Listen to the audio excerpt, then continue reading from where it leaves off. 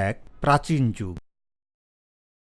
এই অধ্যায়ে আমরা প্রাচীনকালের ৩ জন রাজা সম্পর্কে জানব।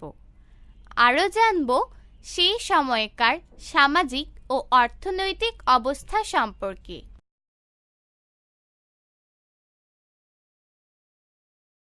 রাজা শশাঙ্ক।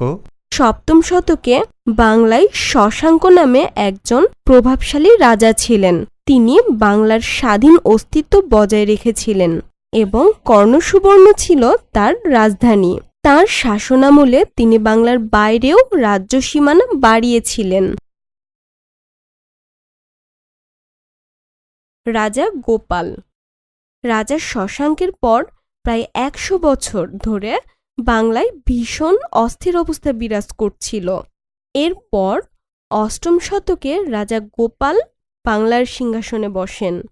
তিনি পাল রাজবংশের প্রতিষ্ঠাতা। এই রাজবংশ বাংলায় প্রায় ৪০০ বছর রাজত্ব করেছিল। রাজা লক্ষণ সেন। রাজা লক্ষণ সেন দ্বাদশ শতকে বাংলায় রাজত্ব করেন। রাজা লক্ষণ সেন ছিলেন সেন রাজবংশের চতুর্থ রাজা। তিনি ছিলেন একজন সুপণ্ডিত ও কবি। ১২০৪ খ্রিস্টাব্দে লক্ষণ সেনকে পরাজিত করে বখতিয়ার খিলজি বাংলায় মুসলিম শাসনের সূচনা করেছিলেন। সামাজিক জীবন। সেই সময়ের সমাজ জীবনের মূল ভিত্তি ছিল গ্রাম। তখন মানুষ সনাতন পেশায় নিয়োজিত ছিলেন, যেমন নাপিত, কামার, কুমার, ধোপা, মুচি ইত্যাদি। সে সময় হিন্দু ও বৌদ্ধ ছিল দুটি প্রধান ধর্ম। নৌকা, গরুর গাড়ি ও পালকি ছিল প্রধান যানবাহন। ভাত ছিল বাঙালির প্রধান খাদ্য। শাকসবজি, ডাল, মাছ ইত্যাদিও খাওয়া হতো। বিনোদনের প্রধান উপাদান ছিল গান, নাচ, পাশা, দাবা, মল্লযুদ্ধ ও কুস্তি খেলা।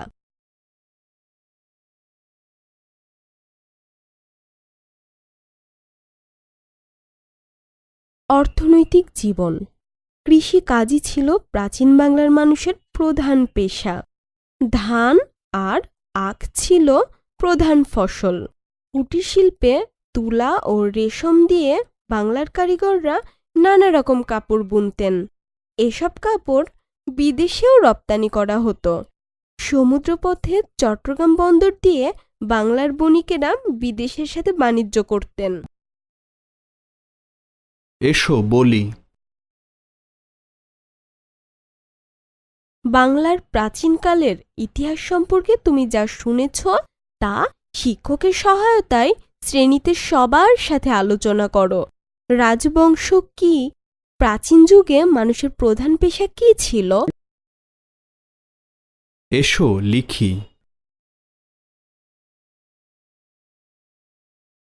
নিচের ৩ জন রাজার বিভিন্ন অর্জন এবং তাদের শাসনকাল লেখো। কাজটি জোড়াই করো। শশাঙ্ক। তিনি বাংলার বাইরে রাজ্য সীমা বাড়িয়েছিলেন। তার শাসনকাল ছিল সপ্তম শতক। গোপাল। তিনি পাল রাজবংশের প্রতিষ্ঠাতা। তার শাসনকাল ছিল অষ্টম শতক। তিনি মুসলিম শাসনের সূচনা করেন। তার শাসনকাল ছিল দ্বাদশ শতক। আরও কিছু করি। নিচে দেওয়া শতাব্দীর ঘটনাপঞ্জি আঁকো এবং এই ৩ জন রাজার নাম এবং তাদের রাজবংশীয় শাসনামলের সময় উল্লেখ করো।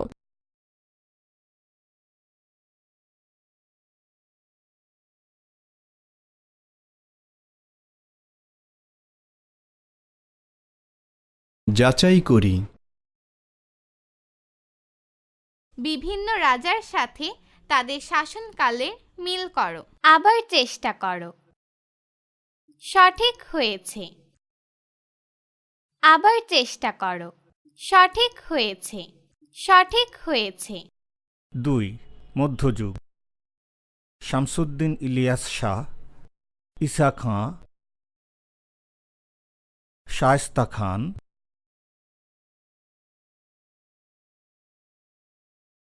প্রাচীনকালের পরবর্তী সময়ের মধ্যযুগের তিনজন রাজা সম্পর্কে আমরা আরও জানব সেই সময়কার সামাজিক ও অর্থনৈতিক অবস্থা সম্পর্কে।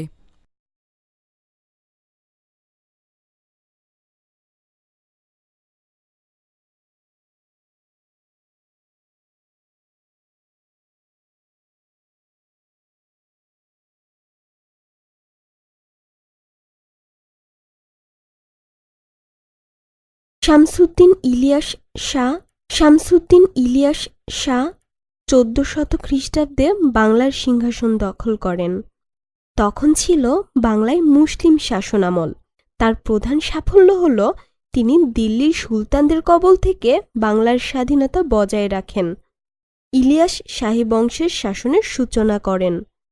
তাঁর শাসনামলে দেশীয় ভাষা, সাহিত্য, পণ্ডিত ও কবিদের সমাদর বাড়ে।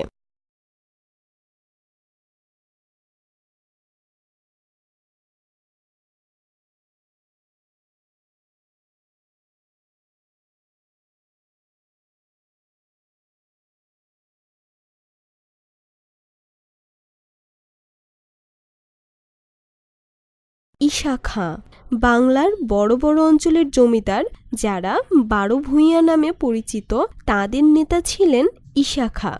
তিনি সোনারগাঁওয়ের জমিদার ছিলেন। বাংলার স্বাধীনতার জন্য 1600 খ্রিস্টাব্দে দিল্লির মোগল সম্রাট আকবরের সাথে তিনি যুদ্ধ করেন।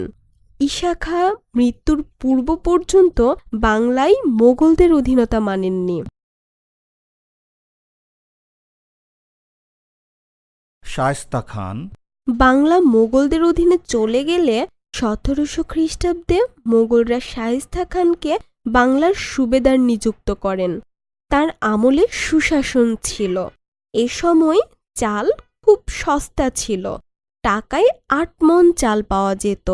শায়েস্তা খান এ অঞ্চল থেকে জলদস্যুদের বিতাড়িত করেন। সামাজিক অবস্থা।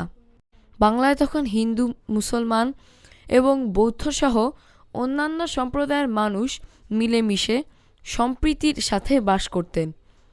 মধ্যযুগের শাসকদের আনুকূল্যে বাংলা ভাষা এবং সাহিত্য ব্যাপকভাবে বিকশিত হয়। এ সময় বাংলায় গড়ে উঠেছিল ঐতিহ্যবাহী কুটির শিল্প। কুটির শিল্পের কারিগররা ছিলেন অত্যন্ত পারদর্শী। মধ্যযুগের পোশাক এবং খাদ্যাভ্যাস ছিল প্রাচীন যুগের মতোই।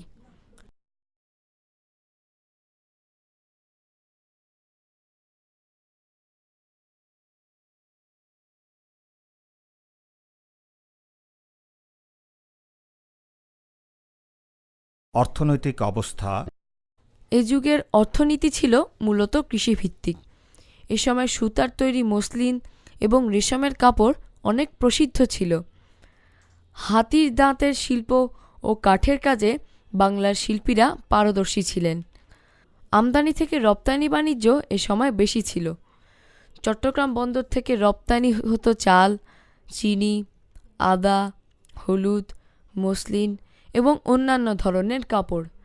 বাণিজ্য কেন্দ্র হিসেবে চট্টগ্রাম সুপরিচিত ছিল। এসো বলি। বাংলার মধ্যযুগের ইতিহাস সম্পর্কে তুমি যা জানো তা শিক্ষকের সহায়তায় শ্রেণীতে আলোচনা করো। কখন বাংলা সাহিত্যের বিকাশ ঘটে? মোগলরা কোন স্থান হতে শাসনকার্য পরিচালনা করত? এসো লিখি। নিচের 3 জন রাজার বিভিন্ন অর্জন এবং তাদের শাসনকাল লেখো। কাজটি জোড়াই করো। শামসুদ্দিন ইলিয়াস শাহ। তিনি দিল্লির সুলতানদের কবল থেকে বাংলার স্বাধীনতা বজায় রাখেন। তার শাসনকাল ছিল তিনি বাংলায় মোগলদের অধীনতা মানেননি। তার শাসনকাল ছিল 16 শতক। শায়েস্তা খান। তার আমলে দ্রব্যমূল্য খুব সস্তা ছিল। আরও কিছু করি। আগের পাঠে তোমার আঁকা ঘটনাপঞ্জিটির সাথে বাংলার মধ্যযুগ যোগ করো। এই সময়কাল সম্পর্কে আরও কিছু ঘটনা খুঁজে বের করতে চেষ্টা করো। যাচাই করি। বিভিন্ন শাসকদের সাথে তাদের শাসনামলের মিল করো। চতুর্দশ শতক, ষোড়শ আবার চেষ্টা শতক, করো। সপ্তদশ সঠিক শতক, হয়েছে। শায়েস্তা খাঁ, শামসুদ্দিন ইলিয়াস সঠিক শাহ, হয়েছে। ঈশা সঠিক খাঁ, হয়েছে।